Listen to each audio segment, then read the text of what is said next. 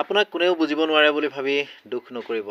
তাৰ পৰিৱৰ্তে আপোনাক বুজিবলৈ সকলোৱে যথেষ্ট সক্ষম নহয় বুলি ভাবি মনৰ ভিতৰতে হাঁহিব আৰু মনৰ ভিতৰৰ অন্তৰখনক জাষ্ট ড'ন্ট মাইণ্ড বুলি কৈ আঁতৰি যাবলৈ চেষ্টা কৰিব। নমস্কাৰ প্ৰিয় বন্ধু বান্ধৱীসকল, পুনৰবাৰ আহিলোঁ আপোনালোকৰ মাজলৈ এটা নতুন মটিভেশ্যনেল ভিডিঅ' লৈ। যিটো কৰিব বিচাৰিছে তাকেই কৰক, কিন্তু মনত এইটো নাভাবিব যে মানুহে কি ক'ব।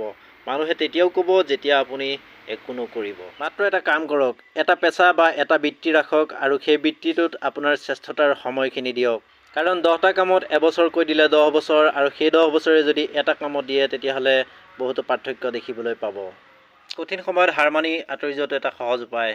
হাৰ মানিবলৈ যাতে কোনেও অভ্যাস গঢ়ি নতুলক আৰু সহজভাৱে পথ বাছি লোৱাটো যাতে পচন্দ নকৰক, কিয়নো সহজতে পোৱা বস্তুৰ কোনো মূল্য নাই। গতিকে আজিৰ ভিডিঅ'টো ইমানেই আছিল। যদি ভিডিঅ'টো ভাল লাগিলে তেতিয়াহ'লে এটা লাইক কৰাৰ লগতে আপোনাৰ মনৰ কথাবোৰ কমেণ্ট বক্সত লিখি থৈ যাবলৈ নাপাহৰিব, কিয়নো আপোনালোকৰ কমেণ্টবোৰে পুনৰ এটা নতুন ভিডিঅ' বনাবলৈ মনত যথেষ্ট উৎসাহ যোগায়।